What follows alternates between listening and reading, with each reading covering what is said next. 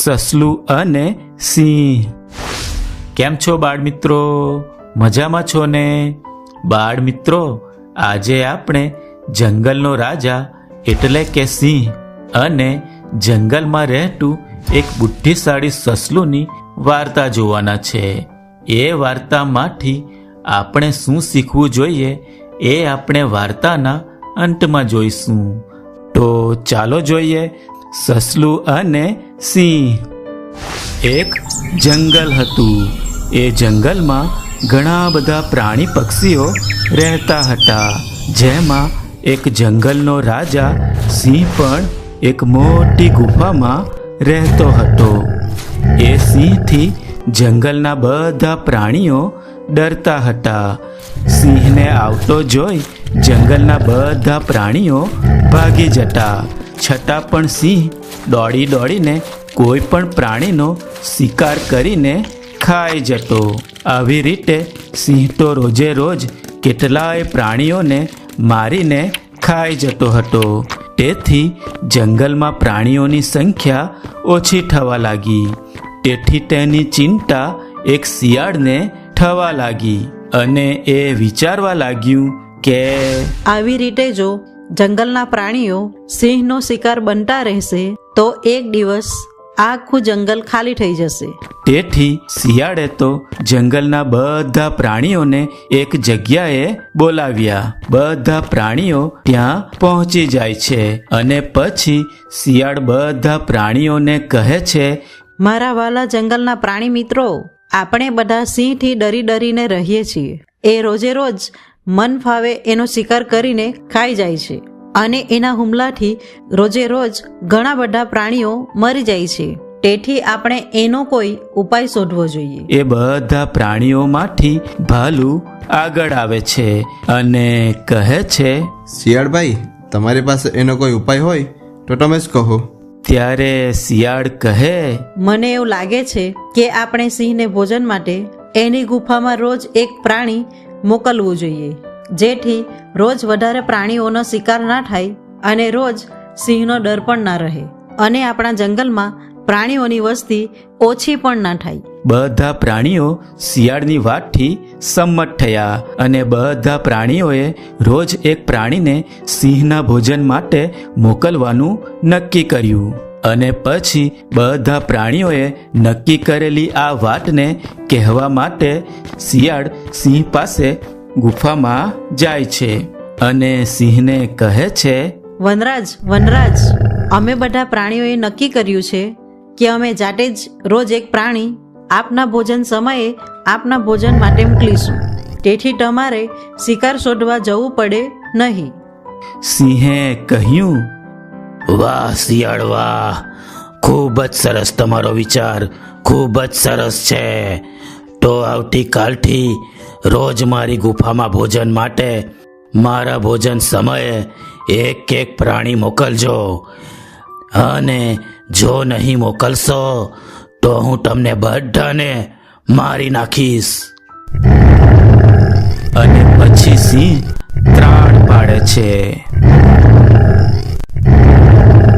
શિયાળ બોલ્યું, અરે વનરાજ, તમે ગુસ્સે ના થાઓ, તમે એની ચિંતા ના કરો. અમે જરૂર તમારા ભોજનના સમયે એક પ્રાણી મોકલીશું. આમ કહી શિયાળ જંગલમાં ચાલ્યું જાય છે. બધા પ્રાણીઓના નક્કી કર્યા મુજબ રોજ એક પ્રાણીને સિંહના ભોજન માટે મોકલવામાં આવતું. આમ રોજ ભોજન સમયે સિંહને તો બેઠા બેઠા શિકાર ગુફામાં મળ્યા કરતો હતો.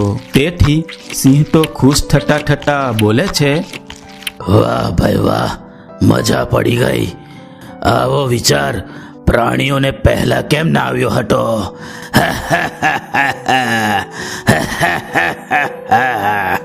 સમય જતા એક દિવસ એક ચતુર સસલુનો વારો આવ્યો.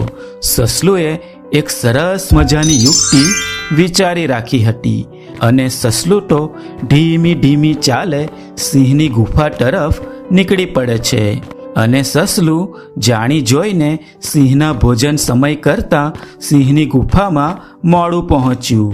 સસલું મોડું પહોંચતા સિંહ ગુસ્સે થયો અને પૂછ્યું, મૂર્ખ સસલા, તું તું કેમ મોડો આવ્યો? મારા ભોજનના સમયની તને ખબર નથી? મને ક્યારની ભૂખ લાગી છે.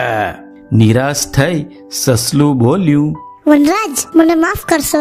મને રસ્તામાં એક મોટા સિંહે રોકી રાખ્યો હતો, તેથી મને આવવામાં મોડું થઈ ગયું. સસલું પોતાની યુક્તિ મુજબ બોલ્યું, મહારાજ, તે મોટા સિંહે તમારા માટે મને ખૂબ અપશબ્દો કહ્યા. આ સાંભળી સિંહ વધુ ગુસ્સે થયો અને ગુસ્સામાં ગર્જના કરવા લાગ્યો. ગુસ્સામાં સિંહ બોલ્યો, કોણ છે મૂર્ખ સિંહ? કોણ છે હરામખોર જેણે મને અપશબ્દો કહ્યા? કોની આટલી હિંમત? હું એને મારી નાખીશ. હું એને ખાઈ જઈશ. ક્યાં છે મૂર્ખ સિંહ? સસલું બોલ્યું, વનરાજ, ગુસ્સો ન થાઓ. હું તમને એ મૂર્ખ સિંહ પાસે લઈ જાઉં છું. સસલું કોપાયમાન થયેલા સિંહને જંગલમાં દૂર એક ઊંડા કૂવા પાસે લઈ જાય છે. કૂવાની પાસે જઈ સસલું બોલ્યું, વનરાજ, તે મૂર્ખ સિંહ આ કૂવાની અંદર બેઠો છે. સિંહે તો આટલું સાંભળતા જ કૂવા ઉપર ચડી અંદર જોવા માંડ્યું. કૂવાનું પાણી ચોખ્ખું હોવાથી સિંહને પોતાનું જ પ્રતિબિંબ દેખાયું. પણ ગુસ્સાથી લાલચોળ થયેલો સિંહ પોતાના પ્રતિબિંબને જ બીજો સિંહ માની બેઠો અને ગર્જના કરી બોલ્યો, એ કાયર, એ ભીરુ કાયર, એ ભીરુ કાયર. આટલું બોલતા જ પોતાનો જ અવાજ પડઘા સાથે પાછો સંભળાયો.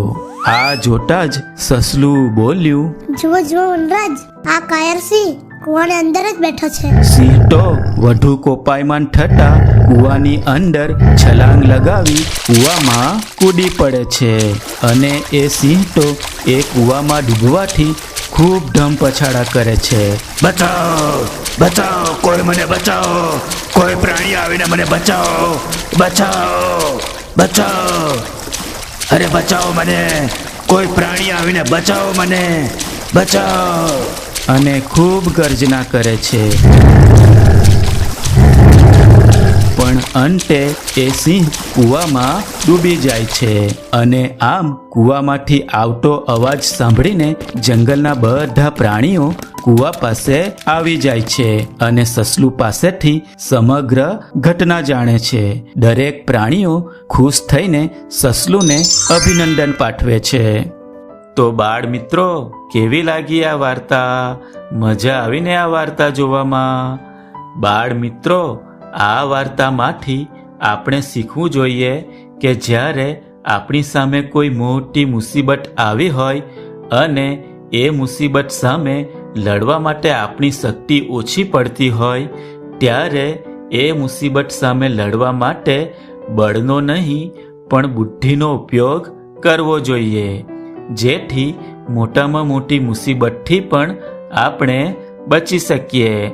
આપણે વાર્તામાં જોયું કે સિંહના શિકારથી બચવા માટે સસલાએ બુદ્ધિનો ઉપયોગ કરીને સસલું સિંહને તેના જેવા બીજા સિંહની વાટ કરી સિંહને કૂવા પાસે લઈ જાય છે અને સિંહ સસલુંની ચાલાકી ના સમજી શક્યું અને કૂવામાં પોતાના જ પ્રતિબિંબને બીજો સિંહ સમજી તેને મારવા કૂવામાં કૂદી પડે છે અને આમ સિંહનો અંત આવે છે.